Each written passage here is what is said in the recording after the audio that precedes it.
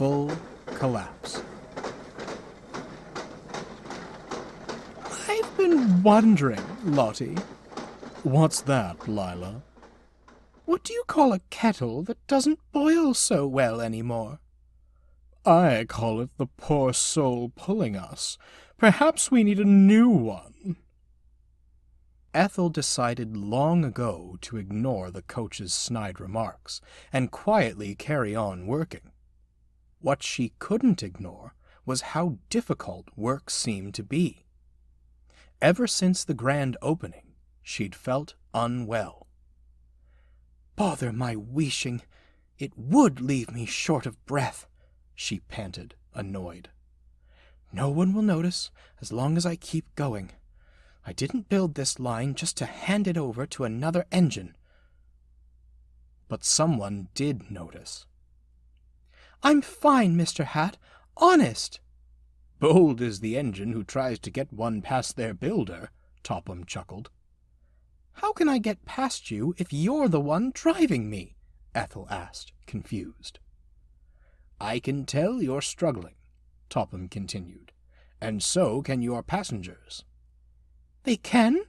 Ethel fretted. "Oh, dear, now they're sure to want a new engine." "Quite the opposite. Mrs. Knowsmore of Elsbridge told me, in no uncertain terms, that I'd have her to answer to if you weren't given proper care. You've done a splendid job, Ethel. You must know that I, and all those who travel with you, will ensure your continued well-being." Ethel couldn't think of anything to say. She simply beamed.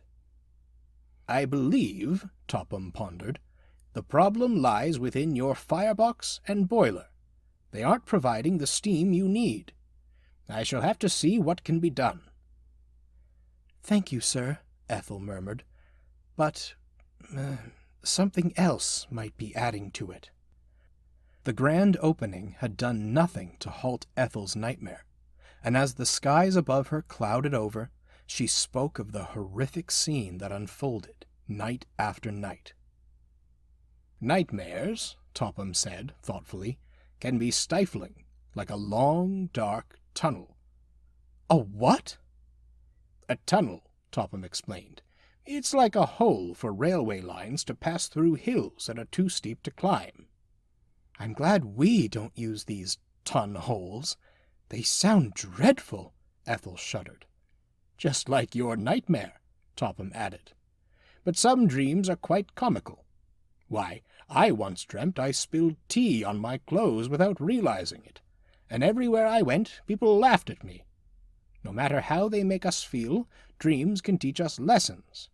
I'm most careful when I drink tea now, just as you'll always take care on our line."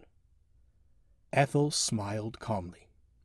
"Rest assured," Topham finished, patting her boiler, "the headland track won't collapse." One day, the headland track collapsed. It hadn't meant to, but the autumn gale felt rather playful. It blew rain and whipped up waves that crashed over the track, washing the embankment out to sea. The rain had lessened by the time Ethel came along, but the wind kept blowing short, teasing gales. "This is dreadful," she winced. "Expecting coaches to work in such conditions is dreadful," Lila shivered. "Hurry up, we're rotting back here," barked Lottie. But Ethel didn't hear them, for she was focused on something that wasn't there. "Stop, Mr. Hatt! Stop!" Topham squinted through the mist.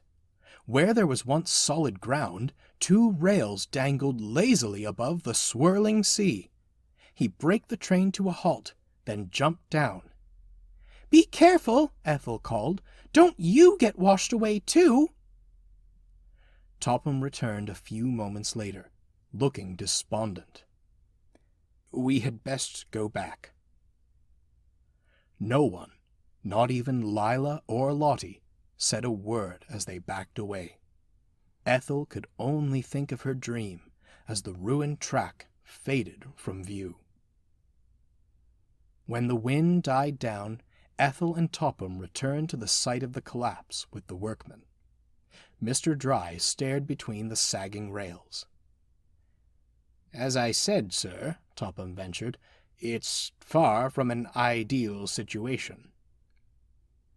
Mr. Dry said nothing. He seemed to be in a daze. Mr. Hatt?" one of the men asked. "Just how bad is it?"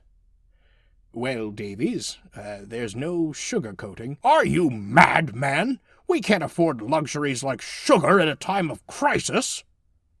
One look at the men's stunned faces told Mr. Dry he hadn't quite understood the meaning. Apologies, Topham. Go on." "What I mean to say," Topham continued, "is that there is but one solution. We must start anew." A stunned silence followed this. "The problem," Topham continued at last, "is that unless we learn to predict the weather, a repeat of this incident cannot be ruled out." "Forget the weather," Mr. Dry cut in. "We need solutions. We are cut off from the villages once more, and scores of miners are out of work.